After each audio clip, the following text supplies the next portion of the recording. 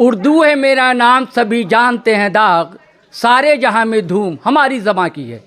लेकिन दोस्तों ये कहने की बात है, क्योंकि एक शेर है किसी शायर का, सब मेरे चाहने वाले हैं मेरा कोई नहीं, मैं भी इस शहर में रहता हूँ उर्दू की तरह। तो हालो ज़ार उर्दू का दरअसल ये है दोस्तों। लेकिन एक कदीम बस्ती है मगध में, गया ज़िला में, सूफियों की ये बस्ती है बीतो शरीफ। और एक खानकाह में आज बारिशों के बीच, ये रहमत की बारिश थी लोग कहते हैं, इसके बीच एक उर्दू की महफिल सजी और इसमें लोगों ने क्या क्या कहा। मैं एक अपने तासुरात बताना चाहता हूँ दोस्तों कि उर्दू को जो है ख़त्म करने के लिए उर्दू के जो लोग हैं, दरअसल बुरा नहीं मानना साथियों, उर्दू की जो रोटी खाने वाले हैं वो दरअसल इसके दोषी हैं। दरअसल मैं मुल्ज़िम तो नहीं कहूँगा, दोषी कहूँगा, कसूरवार कहूँगा। मैं बता रहा हूँ आपको कि अभी चर्चा चल रही थी, कुछ लोग कह रहे थे कि एक मुहिम चलानी चाहिए कि साइन बोर्ड उर्दू में होना चाहिए। मैंने उर्दू है मेरा नाम के बैनर तले, मैं हिंदी का आदमी हूँ, उर्दू का आदमी मैं बता दूँ, मैं उर्दू का एक अदना सा सहाफ़ी हूँ, हिंदी का, उर्दू का नहीं। मैं उर्दू को एक मुहिम चलाया था, उर्दू है मेरा नाम। और मैं हर जुमा को हर दुकान जाता था कुछ लोगों के साथ और लोगों से रिक्वेस्ट करता था कि आप अपनी जो साइन बोर्ड हैं वो उर्दू में लिखें। लेकिन उसको लेकर मैं ये ऑन द रिकॉर्ड बात नहीं कह सकता कि जो मुझ पर इल्ज़ामात लगे, और तो वो मैं बाद में आप लोगों से शेयर कर लूँगा पर्सनल, ये बात दोस्तों मैं बता नहीं सकता। तो कहने का ये है कि अभी हमारे साथी हैं शरगाटी के, हमारे पुराने दोस्त हैं इमरान अली भाई, बिहार आजकल जो है उसके फाउंडर हैं, एडिटर हैं, सब कुछ हैं इमरान भाई। तो उनसे हमारी चर्चा हो रही थी कि दरअसल हमारे यहाँ दिक्कत ये हमारे समाज में कि हम लोग खुद एक दूसरे की टांग खिंचाई करते हैं, ये है। और यही हमारे साथ भी रहा और मैं मुल्ज़िम ठहरा दिया गया। एक और तासुरात हमारे हैं, मैं उस दिनों दिल्ली में था, ये उस दौर की बात है जब काशीराम ने सरकार बनाई थी समाजवादी पार्टी के साथ, मुलायम सिंह के साथ मिलकर सरकार बनाई थी। और ईवान गालिब दिल्ली में एक इस्तकबालिया दिया गया था, एक अखबार, वो हफ्ता रोज़ा अखबार है, बहुत ही मशहूर हफ्ता रोज़ा रहा है। वो किस दुनिया के नाम से मैं नाम नहीं लूँगा, इशारा काफ़ी है आप लोगों के लिए दोस्तों। बहुत मशहूर हफ्ता रोज़ा अखबार है और उन्होंने दरअसल एक हिंदी रोज़नामा भी की ज़मीन पैदा करने की कोशिश की थी और मैं उस हिंदी रोज़नामा से जुड़ा हुआ था। और जब इस्तकबालिया में मैं भी शामिल हुआ, शरीक हुआ, तो पहली सरकार बनी थी, काशीराम थे और मायावती थी, मुलायम सिंह यादव भी आए थे और उर्दू का रोने लगे उर्दू वाले। तो मुलायम सिंह ने कहा कि हज़रत, उनका इशारा जो हफ्ता रोज़ा वीकली उर्दू का है उसके एडिटर की जानिब था, तो उन्होंने कहा कि माफ़ कीजिएगा आप फला साहब कि जब आपने जो दावतनामा हमें भेजा वो उर्दू में नहीं था, अंग्रेज़ी में था। और जब मैं आपके दौलत कदे यानी आपके घर पर पहुंचा तो आपका साइन बोर्ड जो है वो उर्दू में नहीं था। तो गलती आप लोगों की है, आप जो उर्दू के लोग हैं आप लोग ही कसूरवार हैं दरअसल उर्दू को ख़त्म करने के लिए। खैर दोस्तों, ये रिपोर्टाज है कि शक्ल में मैं ये वीडियो सामने ला रहा हूँ आपके सामने। आप देखेंगे कि उर्दू को लेकर किसने क्या क्या बातें कही। दरअसल उर्दू एक्शन कमेटी जो है झारखंड और बिहार में बहुत ही सरगर्म है, सक्रिय है, एक्टिव है और अच्छा काम कर रही है। लोगों ने सिर्फ यहाँ रोना नहीं रोया, एक राह अमल भी बताया, एक योजना तय की। अब देखिए इस योजना पर ये लोग कहाँ तक चल पाते हैं। चलिए साथियों, अब हम वीडियो की जानिब चलते हैं। हम ये समझते हैं कि एस.एम. अशरफ फरीद साहब की क़यादत में उर्दू एक्शन कमेटी का जो बिगुल फूका गया है 2018 से, वो उसने पूरे बिहार में अपनी एक अलग पैठ बना ली है और इससे जो है बहुत ज़्यादा काम भी हुआ है। आप उसको उठा के देखिए, उर्दू ट्रांसलेटर की जो बहाली है उसमें उर्दू एक्शन कमेटी का जो है एक बड़ा रोल रहा है। एक असिस्टेंट प्रोफेसर वगैरह की जो बहाली हुई अरबी में या इस्लामिक स्टडीज़ में, उसमें भी उर्दू एक्शन कमेटी का बहुत बड़ा रोल रहा। इसके अलावा एक माहौल बनाया है उर्दू एक्शन कमेटी ने तमाम बिहार में और बशमूल झारखंड वगैरह में भी जो है इसकी एक अच्छी धमक पैदा हुई है और लोग जो है अब उर्दू का नाम ले रहे हैं, अब उर्दू की बातें कर रहे हैं। जहाँ जो है उर्दू की तारीख़ को लोग भूल चुके थे, प्रोफेसर अब्दुल मुगनी साहब, गुलाम सरवर साहब के बाद उर्दू की तहरीक कमज़ोर हो गई थी। एस.एम. अशरफ फरीद साहब, डॉक्टर रेहान गनी साहब, डॉक्टर अशरफुल नबी कैसर साहब की क़यादत में ये और हमारे जो गया ज़िला के सदर हैं सैयद गुफरान अशरफी साहब की सरपरस्ती में ये उर्दू एक्शन कमेटी का काफ़िला रोज़ बरोज़ आगे बढ़ा। इसी सिलसिले में आज हम लोग पटना से यहाँ तशरीफ़ लाए हैं और हमारे ज़िला के जो लोग हैं वो साथ बैठे हैं, ख़ास करके गुफरान अशरफी साहब की क़यादत में। और जो काम हुआ है गया में भी, वो भी जो है तशफ़ी बख्श है। अभी और भी काम होना बाकी है, क्योंकि उर्दू एकेडमी जो है अभी बहाल नहीं हुए 5 साल से। उर्दू मशावरती कमेटी का भी वही हाल है। नायब उर्दू मुतरजिम की बहालियाँ नहीं हो रही। बिहार उर्दू एकेडमी 5 साल से जो है वो कायम नहीं हुई है। बिहार उर्दू मुशावरती कमेटी वो भी जो है अभी तक 5 साल से ठप है। तो इन तमाम चीज़ों पर हम लोग उर्दू एक्शन कमेटी वाले रियासी सतह पर जो है आवाज़ उठाते रहते हैं और जो है प्रेशर बनाते रहते हैं। जहाँ पर अखबार की ज़रूरत हुई तो अखबार से, वफ़द की ज़रूरत हुई तो वफ़द से, जहाँ मिनिस्टर से मिलना हुआ मिनिस्टर से, मगर जो है वो खातिर ख़्वाह वो जो नताइज आने चाहिए वो भी नहीं आ रहे। चूँकि हम ये समझते हैं कि उर्दू वालों का जो प्रेशर है उसको और भी आगे बढ़ाने की ज़रूरत है, क्योंकि ये उर्दू का मामला है, इतना आसानी से नहीं मिलता है। आज़ादी के बाद से जब ग़ुलाम सरवर साहब, प्रोफेसर अब्दुल मुग़नी साहब लगे तो 1980 में जो है उर्दू दूसरी सरकारी ज़बान बनी। कहीं जो नाइंसाफ़ियाँ हो रही हैं तो वो उर्दू एक्शन कमेटी के थ्रू आवाज़ उठानी चाहिए। जैसे ये इम्तियाज़ अहमद करीमी साहब उर्दू एकेडमी में भी सेक्रेटरी थे, राजभाषा में भी डायरेक्टर थे, लेकिन कभी तनाज़ा में वो नहीं रहे, उनकी शख्सियत मुतनाज़ा नहीं रही। बाद में जो लोग आए तो जो ग्रांट सरकार से मिलती है वो उर्दू के फ़रोग़ पर ख़र्च करने के लिए होती है। निस्फ़ रकम से ज़्यादा लोग सरेंडर कर देते हैं। इससे 2 नुकसानात हैं। पहला नुकसान कि अगले माली साल में जो रकम मिलेगी वो मुसावी रकम जो मिल चुकी है उसका निस्फ़ करके देगी। उतना जो है सरकार काट लेगी कि इन लोगों को ज़रूरत नहीं है। और दूसरा नुकसान है कि उर्दू के फ़रोग़ पर जितना ख़र्च होना चाहिए, जैसे 100 रुपये खर्च होने चाहिए तो 50 रुपये हुए, इसका मतलब कि 50 रुपये का काम रुक गया। तो इस पर जो है उर्दू एक्शन कमेटी को एक्शन लेना चाहिए। मैं उनसे मिलने गया, जवानी थी, टहलते टहलते चला गया। अधेड़ उम्र के मुलाजिम ने बताया कि वो ITO के पास उनका दफ्तर वहीं गए हुए हैं, वहाँ जाइएगा तो मुलाकात हो जाएगी। इतने में स्कूल का रिक्शा आया, कुछ बच्चे उतरे। तो मैंने पूछा कि आप लोग किन के बच्चे हैं, तो उनका नाम बताया। तो हम कहा कि आप लोग कहाँ पढ़ते हैं, तो इंग्लिश स्कूल में। हम घर पर उर्दू पढ़ते हैं, तो नहीं, घर पर भी उर्दू नहीं पढ़ते हैं। अरे स्कूल में तो उर्दू नहीं है पढ़ाई जाती है, घर पर भी नहीं पढ़ते हैं। और वो अंजुमन तरक्की उर्दू हिंद के बड़े ओहदेदार हैं। तो ऐसा नहीं होना चाहिए कि उर्दू के मुतालिक तो बस इतना ही कह सकते हैं कि उर्दू ने अब तक अपनी जवानी नहीं देखा है और जो बचपना इसकी अभी गुजरी भी नहीं है कि इस पे आफत ही आफत आता रहा है। अब जिनके ज़िम्मे उर्दू की तीमारदारी करना था वो उसी को जो है समेटने में लग जाते हैं। तो मुश्किल होता है कि उर्दू तरक्की कैसे करे। उर्दू की तरक्की के लिए ज़रूरी है कि हम इसको दफ्तर से बाहर ले जाएं। अब तक के जो भी कोशिशें होती हैं वो दफ्तर के लिए होती हैं कि हमारे मुलाजिम बहाल हो जाएं, हमारे टीचर बहाल हो जाएं, लेकिन उर्दू आम लोगों की ज़बान बने, इसके लिए हमारी कोशिशें अब तक नहीं हो पाई हैं। इसलिए उर्दू एक्शन कमेटी की पहली मीटिंग में मैं शामिल हो रहा हूँ। मुझे नहीं मालूम कि यहाँ पर और कितनी मीटिंगें हुई और कितने उहदेदारान इसमें हैं और उन्होंने कौन सा कारनामा अंजाम दिया। क्योंकि मैं उर्दू का आदमी हूँ, उर्दू की रोटी तो नहीं खाता लेकिन उर्दू का आदमी हूँ, इसलिए उर्दू से मोहब्बत भी है और मैं उसके लिए मुझसे जो हो सकता है मैं उसके लिए कोशिश कर भी रहा हूँ और जब तक मेरी ज़िंदगी बाकी रहेगी मैं कोशिश करता रहूँगा। मेरे सामने 2 बातें हैं कि एक तो ये है कि हमको उर्दू की लड़ाई 2 सतह पर लड़नी होगी, एक सड़क पर और एक सड़क के बाहर। अब सड़क पे जो लड़ाई लड़ी जाएगी, जैसे अभी बातें हो भी रही हैं, हमारे जाहिद साहब ने कहा भी कि 5 साल से उर्दू एकेडमी ठप है, उर्दू मशवरती बोर्ड के चेयरमैन और कमेटी की बहाली नहीं हुई है, उर्दू असिस्टेंट ट्रांसलेटर की बहाली नहीं हुई है और बहुत सारे कॉलेजों में, स्कूलों में जो है उर्दू सीटें खाली हैं लेकिन उसकी बहाली नहीं हो रही है।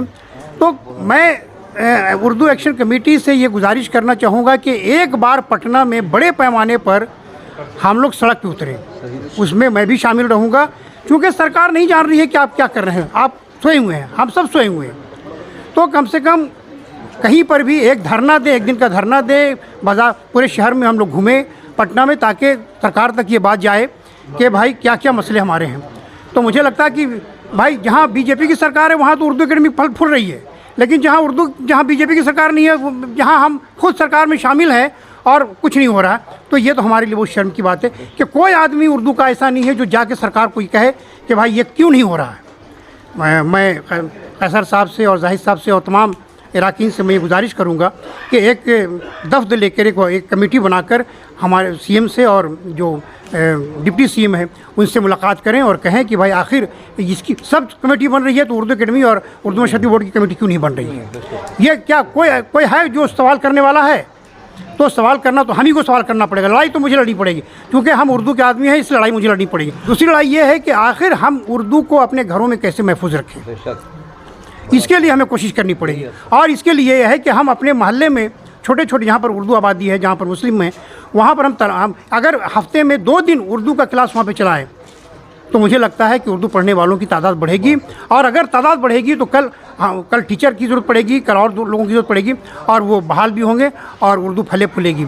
सवाल ये कि बहुत सारे बच्चे हमारे पास आते हैं, एमए के बच्चे आते हैं, पीएचडी करने वाले बच्चे आते हैं और उर्दू ऑनर्स के बच्चे आते हैं, लेकिन वो तो एडमिशन तो ले लेते हैं, लेकिन वो उर्दू के बाद उर्दू कुछ नहीं जानते, अदब कुछ नहीं जानते, उनको सही से इमला जुमला लिखना नहीं आता है, सही से बोलना नहीं आता। तो हमारी एक जिम्मेदारी ये भी कि हम उनको अच्छे से उर्दू सिखाएं, अच्छे से पढ़ाएं और बताएं कि उर्दू क्या है। अभी घर पे बच्चों को पढ़ा रहा हूँ और फ्री में पढ़ा रहा हूँ। तो ये आपको कोशिश करनी पड़ेगी, जो आदमी जहाँ है जितनी उससे कोशिश हो सकती है, मेहनत हो सकती है वो करें। और उर्दू को अगर ज़िंदा रखना है तो हमको पहले अपने घरों में ज़िंदा रखना पड़ेगा। अगर हम अपने घरों में ज़िंदा नहीं रखेंगे तो हम चाहे लाख एक्शन कमेटी बना लें, कोई कमेटी बना लें, हम कुछ नहीं कर सकते हैं। अभी उर्दू ऑनर्स के बच्चों को किताबें नहीं मिल रही। अभी जो नया सिलेबस आया है उसमें उसकी किताबें अवेलेबल नहीं है। और मैं बता दूं कैसर साहब के आपके जितने पटने में बड़े बड़े जो ओहदेदारान जो उर्दू की रोटी खा रहे हैं, उन्होंने जो सिलेबस बनाया है वैसी किताबों को शामिल किया है जो किताबें अवेलेबल नहीं हैं। वो किताबें उर्दू ऑनर्स की और एमए की किताबें अवेलेबल नहीं है और वो किताबों को उन्होंने डाल दिया चूँकि उनकी किताब है। जितनी किताबें भी डाली गई हैं, मुझे लगता है कि इन पर भी जो है उर्दू एक्शन कमेटी को देखना चाहिए कि जो सिलेबस बने हैं, जो किताबें आई हैं, वो कौन कौन सी किताबें हैं और वो उनको अवेलेबल कराने के लिए एक्शन कमेटी क्या कर सकती है। तो ये कहना गलत ना होगा कि ऐसी बात नहीं कि पहले के लोगों ने उर्दू के लिए काम नहीं किया है। और मुझे याद है 1976 में जब सासराम गुलाम सरवर साहब आए थे तो उन्हें शेर बिहार का खिताब दिया गया था। और उसके बाद सन 1980 में उर्दू को दूसरी सरकारी ज़बान करार दिया गया। अब्दुल मुग़नी साहब की काविशें काबिल तहसीन रहीं। कई लोग हैं जिनका नाम लेना अच्छी बात है और उन लोगों का तज़किरा होना चाहिए। आज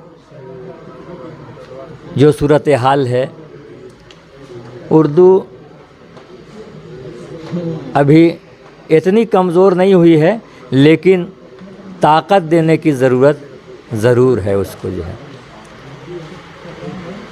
कुछ दिनों पहले से मैं देखता रहा हूँ कि उर्दू डायरेक्टरेट हो, उर्दू एकेडमी हो या उर्दू मशावरती बोर्ड हो, उर्दू एकेडमी के भी प्रोग्रामात होते हैं।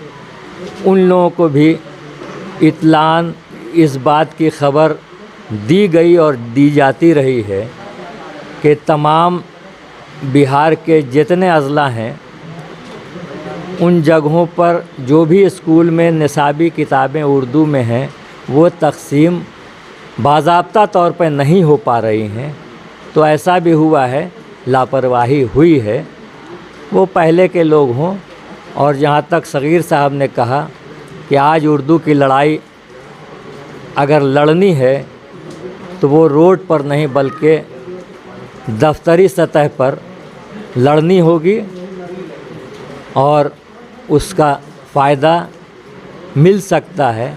लेकिन सबसे बड़ी कमी और कमज़ोरी अगर है तो वो हमारी भी है कि हम उर्दू रस्मुल ख़त का भी इस्तेमाल नहीं करते हैं।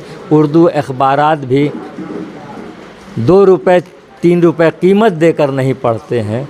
उर्दू तहरीक को और तेज़ करने की रही बात ये कि उर्दू एक्शन कमेटी मज़ीद एक्शन ले, तो ऐसी सूरत में ये हम लोग का कारवां अभी रुका नहीं है, बल्कि हम लोग थके नहीं हैं, हम लोग आगे बढ़ रहे हैं और इसके लिए नया लाए है अमल भी बन रहा है, जिसको लेकर के हम लोग मैदान में रहेंगे। आने वाले इंतखाब में भी हो सकता है कि हम लोगों की जानिब से ये बात भी उठे कि लोग अपने अपने मैनिफेस्टो में उर्दू के हक़ को भी शामिल करें और बाज़ियाब ये हुकूक़ उर्दू का मसला भी उसमें लाया जाए। पुर उम्मीद है कि अशरफ फरीद साहब की क़यादत में उर्दू एक्शन कमेटी एक ज़बरदस्त कामयाब तहरीक साबित होगी और उर्दू को उसका हक़ मिलेगा। पिछले 30-40 वर्षों से सेमिनार वगैरह बहुत देख रहा हूँ, गुफ्तगू होती है, अखबार में प्रोग्राम जो अपने जो लोगों का स्टेटमेंट होता है वो छपता है और उसके बाद सब लोग अपने अपने घर चले जाते हैं। बुरा जो देखने चला बुरा मिला न कोई, अपने बगल में देखा तो हमसे बुरा न कोई। यहाँ बहुत सारी बातें मैं सुन रहा था बैठ के कि बिहार उर्दू एकेडमी में अभी सिक्योरिटी का कोई भी अपार्टमेंट नहीं हुआ है, कोई कमेटी नहीं बनी है, राजभाषा में कुछ नहीं हुआ है। मैं सिर्फ इतनी बात कहना चाहता हूँ कि जब तक आप अपना नुकसान नहीं कर सकते, आप अपना नुकसान बर्दाश्त नहीं कर सकते, तब तक दूसरों का फ़ायदा नहीं पहुंचा सकते। और उस नुकसान को बर्दाश्त करने की अगर सलाहियत है तो यकीनन ये पैगाम पूरी पटना ही में नहीं, बिहार ही में नहीं, पूरी दुनिया में पहुंचेगा। और कुछ लोग ऐसे हैं जो ईमानदारी से अपना काम कर रहे हैं। माननीय नीतीश कुमार मुख्यमंत्री हमारे जो हैं, उनकी नेक नियति में कोई सवालिया निशान नहीं उठाया जा सकता। मैं 40-45 वर्षों से पटने में हूँ। मैं देख रहा हूँ कि जो प्रोग्राम होते थे पहले 10-50 रुपया 60 रुपया राजभाषा में मिलता था, कभी कभी वो पैसा लेस कर जाया करता था, मगर इतना पैसा माननीय नीतीश कुमार ने उर्दू के फंड में डाला है कि इतना प्रोग्राम शानदार हो रहा है। जो एकेडमी में भी हुआ, राजभाषा में अभी तक चल रहा है। होता यह है कि अशरफुल नबी कैसर साहब टेक्निकल आदमी हैं। मामला ये है कि जब टेक्निकल अहमद महमूद साहब यहाँ आए, मामला ये होता है कि अहमद महमूद साहब उतना बोल्ड नहीं हैं जो वो पैसा अपने डायरेक्टर से साइन करा करके उस पैसे को पास करा सके, और उतना बोल्ड होने की ज़रूरत है। वो कैपेसिटी इसमें इम्तियाज़ करीमी साहब में थी। बोल्ड होकर के वो पैसा निकालते थे और एकदम खर्च करते थे, और उसका उन्होंने एक मॉडल बनाया है जो बड़ी लकीर खींची है, वो तमाम लोगों के लिए एक चैलेंज बन करके रह गया। तो मैं ये मुख्तसर मैं बता दूं कि ग़ुलाम सरवर, बेताब सिद्दीकी, अब्दुल मोगनी के बाद जो तहरीक, जो ईमानदारी से जो तहरीक चली, उसके बाद वो सिर्फ माइक पर गुफ्तगू में वो तहरीक रही। उसके बाद वो बैठते, वो अपने घर जाने के बाद सब खत्म हो गई। मगर मैं ये दावे के साथ कर सकता हूँ, यकीन के साथ करता हूँ, जो मैं देख रहा हूँ, जो एक्शन कमेटी बनी है, एक्शन कमेटी में वो लोग हैं जो अपने फ़ायदे के बारे में कभी इन लोगों ने हमको हमारे कान तक कोई खबर नहीं पहुँची। इन लोगों ने अपने फ़ायदे के लिए कोई काम आज तक नहीं किया है। और कई मीटिंगें हुई, बिहार शरीफ में हुई, और पूरे बिहार में हो रही है, दरभंगा में भी हो रही है, हर जगह पूरे बिहार में हो रही है। और अपने जेब ख़ास से खर्च कर करके वो मीटिंग में पहुंचते हैं, उर्दू की तहरीक चलाते हैं। और उर्दू की तहरीक इस वक्त अभी पूरे बिहार में नहीं, इसकी गुफ्तगू बंगाल में भी हो रही है, दिल्ली में भी हो रही है। तो मामला क्या है कि उस तहरीक को चलाने के लिए ईमानदार आदमी चाहिए। अब मैं ये कह सकता हूँ कि डॉक्टर रेहान गनी, एस.एम. अशरफ साहब ने जो तहरीक चलाई है, और अनवारुल हुदा साहब जो काम करे, बड़ा मसरूफ़ आदमी है, घर छोड़ करके आना इनका बड़ा मुश्किल काम है, अकेले आदमी है। ये अनवारुल हुदा साहब को मुबारकबाद देना चाहिए। अशरफुल नबी कैसर साहब की बेटी आई है 30 साल के बाद बाहर से, उसको छोड़ करके उसकी दिलजोई करना चाहिए थे, 2-3 रहेगी, और उसको नज़रअंदाज करते हुए उर्दू की मोहब्बत में यहाँ तक चले आए। मैं मुबारकबाद देता हूँ इन तमाम लोगों को। और ऐसे लोग रहेंगे तो उर्दू ज़िंदा रहेगी, और उर्दू ज़िंदा बात कहने के लिए आप तमाम लोग नारा बुलंद करेंगे। कोई खानकाहों का जो मनसब रहा है, खानकाहों को जो मिजाज रहा है, वो यही रहा है कि उससे तमाम मसाइल के हल खानकाहों से निकले हैं। अब वो खानकाहों का किरदार जब ख़त्म हो गया, इस वजह से रूहानियत भी ख़त्म हो गई। मैं ये कह सकता हूँ कि जनाब गफरान हज़रत गफरान शफ़ी साहब के रूहानियत भी है, मोहब्बत भी है, और जितनी उर्दू से मोहब्बत करते हैं, उर्दू का प्रोग्राम करते हैं, मैं उसके लिए खानका को मुबारकबाद देता हूँ। सलाम। मीटिंगें होती हैं, जलसे होते हैं, मुशायरे होते हैं, सेमिनार भी होता ही रहता है, मगर मामला ये है कि हम दिलों में कहाँ उतर रहे हैं और कहाँ नहीं उतर रहे हैं। उस सिलसिले में हमें राब्ते करने होंगे, नई नस्ल के पास जाने होंगे, नई नस्ल को अपनी तरफ रुजू करना होगा। तहरीक चलती है, पसे पर्दा जो तहरीक चलती है वो ख़तरनाक होती है, और इस सिलसिले में उर्दू एक्शन कमेटी काम कर रही है, बल्कि लोगों तक पहुंचने की अभी कोशिश कर रही है। और मामला ये है कि इसकी आवाज़ दूर तलक जा रही है, और ज़रूरत इस बात की है कि हम साहिब इल्म से न सिर्फ रुजू करें, बल्कि उनसे नेक मशवरे भी लें और उनसे राब्ते में भी रहें। दुश्मन भी है तो उसको भी करीब लाने की कोशिश करें, ताकि आने वाले वक्त में हम मजबूती के साथ आगे बढ़ सकें। आज प्रोफेसर को 60,000 80,000 रिटायरमेंट का मिलता है, लेकिन फ़रोग़ उर्दू के सिलसिले में वो नई नस्ल तक 2,000 महीना भी नहीं निकाल पा रहे हैं। ये बदनसीबी है। एक्शन कमेटी बिहार के vice president doctor Rehan Gani साहब से गुजारिश करेंगे। उर्दू को जो दूसरी सरकारी ज़ुबान बनाया गया वो 30 साल की जिद्दोजहद का नतीजा है। 1951 में सदर जमहूरिया को एक अर्ज़दाश्त पेश की गई थी बिहार की उर्दू आबादी की तरफ से, जिसमें ये मुतालबा किया गया था कि बिहार में 7 मकासद के लिए उर्दू को दूसरी सरकारी ज़ुबान का दर्जा दिया जाए। तकरीबन 3 दहाइयों तक इसके लिए जिद्दोजहद की गई, लड़ाई लड़ी गई। इसमें नुमाया नाम अलहाज ग़ुलाम सरवर, प्रोफेसर अब्दुल मोगनी, मौलाना बेताब सिद्दीकी, तकी रहीम, शाह मुश्ताक अहमद, रामायण सिंह वगैरह वगैरह बहुत सी शख्सियतें हैं। मैंने ख़ुद देखा है अलहाज ग़ुलाम सरवर और प्रोफेसर अब्दुल मोगनी को कि उन्होंने जुलूस की क़यादत की है और उर्दू के हवाले से पटना की सड़कों पर निकले। इस तरह 30 साल की जद्दोजहद के बाद उर्दू को दूसरी सरकारी ज़ुबान का दर्जा मिला।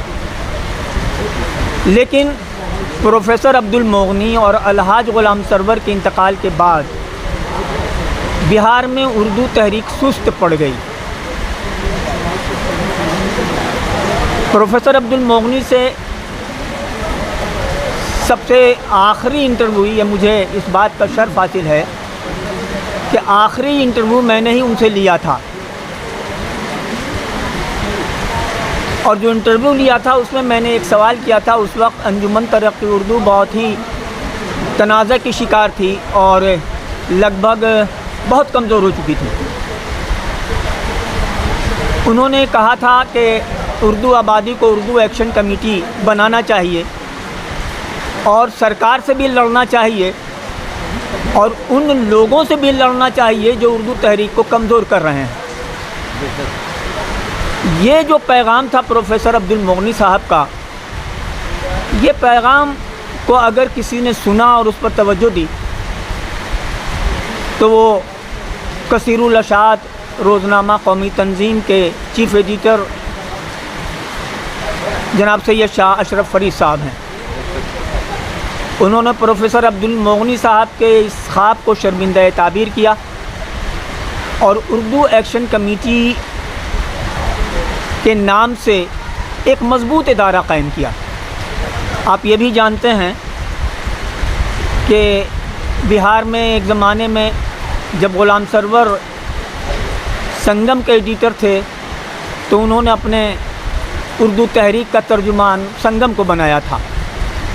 मुझे कहने में ये ज़रा भी तामुल नहीं है कि संगम और अलहाज ग़ुलाम सरवर के बाद कौमी तंजीम असर हाजिर में उर्दू तहरीक का मजबूत तर्जुमान बन गया है और एक मजबूत क़यादत में तहरीक बहुत तेज़ी से आगे बढ़ रही है। तहरीक बहुत आहिस्ता आहिस्ता पनपती है और बहुत ही आहिस्ता आहिस्ता परवान चढ़ती है, उसके नतायज बहुत आहिस्ता आहिस्ता निकलते हैं। मैं ये समझता हूँ कि मैं तहरीक को पानी से मिसाल देता हूँ। आप पानी में देखेंगे, जब पानी में ताकत नहीं होती है तो वो रुकावटों से लड़ता नहीं है पानी, वो अपना रास्ता बना करके वो अपना निकल जाता है और जहाँ उसकी मंजिल होती है वहाँ चला जाता है, जब उसमें ताकत नहीं होती है तब। और जब पानी में ताकत आती है, यानी तूफ़ान वाली सूरत हाल पैदा जब हो जाती है, तो बीच में जो रुकावटें भी आती हैं, यहाँ तक कि पहाड़ भी आता है तो उसको मिसमार करता हुआ वो आंधी, वो तूफ़ान, समुद्री तूफ़ान आपने देखा होगा, तबाही मचा देता है। तो तहरीक भी जब मजबूत होती है तो उससे एक जो हमारा मकसद है वो हासिल होता। पहले ये मकसद था कि बिहार में उर्दू को दूसरी सरकारी ज़ुबान बनाया जाए, इस मकसद में हमारे अकाबरीन कामयाब हुए। अब ये मकसद है उर्दू तहरीक का कि जो मसाइल हैं वो सरकारी सतह के मसाइल हों या इनफरादी सतह के मसाइल हों। मैं उर्दू के मसाइल को दो हिस्सों में बांटता हूँ। एक वो मसाइल हैं जो सरकार से ताल्लुक़ रखते हैं, यानी हुकूमत को हल करना है उन मसाइल को, और बेशुमार ऐसे मसाइल हैं जिनका ताल्लुक़ हमसे है, आपसे है, उनसे है। तो ये ज़ाती कोशिशों से होगा। जैसे हम जो तकरीबात मुनक़्क़द करते हैं, शादियात अपने यहाँ करते हैं, तो हमारी यह फ़र्ज़ बनता है कि हम उर्दू में तकरीबात की कार्ड छापें, हम जो अपने नाम की तख्तियाँ लगाएं वो उर्दू में लगाएं, हम उर्दू अखबार ख़रीद करके पढ़ें, अपने बच्चों को उर्दू की तालीम दें, पास पड़ोस में उर्दू का माहौल पैदा करें। ये ताल्लुक़ हमसे है, इसके लिए भी तहरीक चलाने की ज़रूरत है। जो सियासी लीडर उर्दू के लिए काम नहीं करेगा उसका लोग बरसरे आम गरेबा ज़रूर पकड़ लेंगे। ये इतनी मजबूती, और देखिए सरकार से आँख मिलाने की ताकत उस वक्त पैदा होती है, ज़रूरत उस वक्त पैदा होती है जब क़यादत मजबूत होती है। पहले क़यादत मजबूत थी तो सरकार से आँख मिला करके बात ही करती थी क़यादत। सत्येंद्र नारायण सिन्हा वज़ीर आला हुए 1989 में, गालिबन अगस्त का महीना था, अगस्त 1989 में बिहार शरीफ में एक बिहार रियासती उर्दू कॉन्फ्रेंस हुई। उसमें सत्येंद्र नारायण सिन्हा मेहमान ख़ुसूसी की हैसियत से शरीक हुए थे। प्रोफेसर अब्दुल मोगनी सदर थे। उन्होंने इस्तक़बालिया खुतबा दिया था और उस इस्तक़बालिया खुतबे में जो बात उन्होंने कही थी वो काबिल गौर बात है और उस बात को हमको अपने ज़हन में रखना चाहिए, और ख़ास करके उन लोगों को ज़रूर रखना चाहिए जो तहरीक चला रहे हैं, जो किसी इदारे से ताल्लुक़ रखते हैं। उन्होंने खुतबा दिया था, इस्तक़बालिया खुतबा। उस खुतबे में उन्होंने कहा था कि वज़ीर आला मोहतरम, उर्दू को दूसरी सरकारी ज़बान पहले मरहले में आपने बनाया गया बिहार में 17 अप्रैल 1981 को। ये 1989 है, 8 साल में इसमें कोई पेशरफ्त नहीं हुई। सरकार खामोश बैठी हुई है। दूसरे अज़ला में भी उर्दू को दूसरी सरकारी ज़ुबान का दर्जा बनाया जाना चाहिए। और उन्होंने वार्निंग दी, मैं तवज्जो चाहता हूँ, उन्होंने वार्निंग दी कि अगर 1 महीने के अंदर सरकार ने बकिया अज़ला में उर्दू को दूसरी सरकारी ज़ुबान का दर्जा नहीं दिया तो उर्दू आबादी कांग्रेस को वोट नहीं देगी। देखिए, इस जुर्रत का नतीजा ये हुआ कि हफ्ता 10 दिन के अंदर सत्येंद्र नारायण सिन्हा ने 15 अज़ला में उर्दू को दूसरी सरकारी ज़ुबान का दर्जा दिया, और फिर ठीक 1 हफ्ते के बाद जो मुत्तहदा बिहार के अज़ला बचे हुए थे उसमें उर्दू दूसरी सरकारी ज़ुबान बना दी गई, यानी पूरे मुत्तहदा बिहार में उर्दू दूसरी सरकारी ज़ुबान बन गई। एक बात बहुत ही अच्छी कही है डॉक्टर एहसान ताबिश साहब ने कि हम लोगों को काफ़िला के साथ निकलना चाहिए, एक टीम बनाना चाहिए। अब वो टीम ये हो कि हर ज़िला में, शहरों में 1, 2, 4, 10 आदमी निकलें और जहाँ उर्दू में बोर्ड नहीं लगा है वहाँ उर्दू में बोर्ड लगवाने की उनसे गुजारिश करें। हम मोहल्लों में निकलें, जहाँ नाम की तख्तियाँ उर्दू में नहीं लगी हुई हैं वहाँ नाम की तख्तियाँ उर्दू में लिखाएं। उनसे गुजारिश करें कि कम से कम एक उर्दू अखबार आप ज़रूर ख़रीद करके पढ़िए। तो ये कोशिशें भी हो रही हैं, ये कोशिशें बंद थीं, तकरीबन 10, 15, 20 साल तक बंद रही ये कोशिश। ये आप लोगों के ताउन से, आप लोगों की मदद से, आप लोगों के बेदार होने की वजह से बिहार में एक मजबूत तहरीक उभर गई है, काम कर रही है। चंद मिसालें अशरफ नबी कैसर साहब ने बताई कि उर्दू एक्शन कमेटी के कोशिशों से कौन कौन से काम हुए हैं, बहुत से काम बाकी हैं। 2 बातें बहुत से लोगों ने कही कि उर्दू एडवाइज़री कमेटी नहीं बनी है 5 वर्षों से, उर्दू एकेडमी 5 वर्षों से ठप है। ये दोनों इदारे ऐसे हैं जिसमें सरकार जो है ने करोड़ रुपए देती है, तो 5 साल में उर्दू का कई करोड़ रुपया जानते हैं क्या हुआ, सीज हो गया। 5 साल में उर्दू एडवाइज़री कमेटी को भी अच्छी खासी रकम मिलती थी, इसको 1 करोड़ रकम मिलती, 5 करोड़ रुपया तो उर्दू एकेडमी के, तो जो उर्दू वालों की तरफ यहाँ जाता, किताबें छपती, इनाम मिलता अदीबों को, वो सब ख़त्म हो गया। देखिए ये इसके लिए तहरीक चलानी होगी। उर्दू एक्शन कमेटी के वाइस प्रेसिडेंट बहुत तफसीली गुफ्तगू कर रहे थे, उन्होंने बहुत सारी जानकारियाँ दी। फरहान अशरफी साहब के बारे में मुझसे बेहतर आप लोग जानते हैं। हम तो कहेंगे कि बनाकर फ़कीरों का हम बेश गालिब तमाशाए अहले करम देखते हैं। तो ये अपने यहाँ बैठ कर के और मेरी हाँ जो और मेरी ज़ाती राय में तो ये है कि इनसे गुफ्तगू करने के बाद हमको ये लगता है कि हर आदमी ये समझ रहा है कि हम बहुत नज़दीक हैं, इनकी दुआ ले ही के जाएंगे।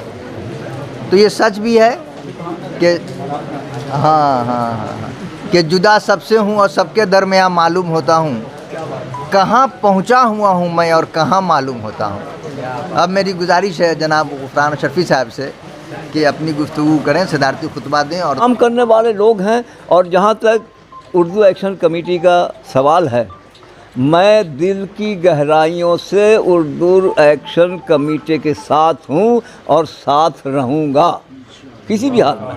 और मैं ऐसा दागी इंसान हूँ कि जब लालू जी ने कहा कि पुल नहीं बनेगा साहेबपुर कमाल और मुंगेर के बीच में, तो मैं ब्रह्मानंद मंडल के साथ भूख हड़ताल पर बैठ गया और 14 दिन भूख हड़ताल पर रहे। नरसिम्हा राव की सरकार थी, 14वें दिन 125 करोड़ की योजना बना के आज पुल मौजूद है, देखा जा सकता है। उस पर हमको लोगों ने सम्मानित भी किया, हम गए थे, मेरे सेक्रेटरी साहब भी साथ में गए थे। तो ऐसी नौबत अगर आई तो ज़मीन पर उतारने के लिए अभी फ़कीर ज़िंदा है। 14 दिन क्या 1400 दिन भी भूख मरने की ज़रूरत होगी, लेकिन इस काम को पूरा किया जाएगा इंशाअल्लाह। मैं उससे पीछे नहीं रहा और मैं अकेले नहीं हूँ, मैं अकेला ही चला था जानिबे मंदिर, मगर लोग मिलते ही गए और कारवां बनता गया। बहुत लोग हैं जो मेरे साथ साथ तैयार हैं हर उस कोशिश के लिए जिसमें उर्दू का फ़रोग़ हो। और ये एहसान है जनाब अशरफ फरीद साहब का, जनाब कैसर नबी साहब का, अनवार हुदा साहब का, रेहान गनी साहब का, कि जिन लोगों ने हमको इसमें जोड़ा। मैं इस काबिल तो था नहीं, लेकिन मुझको जोड़ा तो मैंने भी अपनी ईमानदारी के साथ मैं इसमें लगा हुआ हूँ और हत्तल इम्कान कोशिश करूँगा कि उर्दू का फ़रोग़ किसी भी हाल में हो। मैंने और मेरे सेक्रेटरी ने 1-2 जगह विज़िट भी किया, स्कूलों में किया, लेकिन अब स्कूल में क्या कीजिएगा, स्कूल में किताबें नहीं हैं उर्दू की किताबें नहीं हैं जो उर्दू की किताब पढ़ी जाए। तो ये सूरत हाल है, इससे तो लड़ाई लड़नी होगी। और इस क्राइम को, इसको हम क्राइम कहते हैं, जो उर्दू के साथ नाइंसाफ़ी हो रही है, इस क्राइम को ख़त्म करना होगा, चाहे जैसी सूरत पैदा हो और जिस हाल में रखा जाए। लेकिन इसमें अड़ना होगा, लड़ना होगा और गढ़ने की ज़रूरत होगी तो गढ़ना भी होगा। आपसे गुजारिश है, एक आग्रह है। आग्रह ये है दोस्तों कि मैं अकेला हूँ, जीटी रोड लाइव की कहानी आपको सुना रहा था, लेकिन इधर स्वास्थ्य सही नहीं है, इस कारण से मैं और कहानियाँ आपको बता रहा हूँ और रेगुलर बता रहा हूँ। तो साथियों, आपका सहयोग हमें चाहिए। आपका साथ ही हमारे कारवां को आगे बढ़ाएगा। आपकी ताकत, आपका सहारा ही हमें बल देगा। हमारा UPI नंबर है 8083557257। और अगर साथियों आप ये ना कर सकते हो तो यदि आप फेसबुक पर देख रहे हैं तो हमारा पेज ज़रूर फॉलो करें, लाइक करें, हमारी पोस्ट शेयर करें, कमेंट करें। और अगर आप यूट्यूब पर देख रहे हैं तो हमारे YouTube channel GT road live, उसे आप सब्सक्राइब करें, हमारे पोस्ट को, हमारे वीडियो को शेयर करें, कमेंट करें, लाइक करें।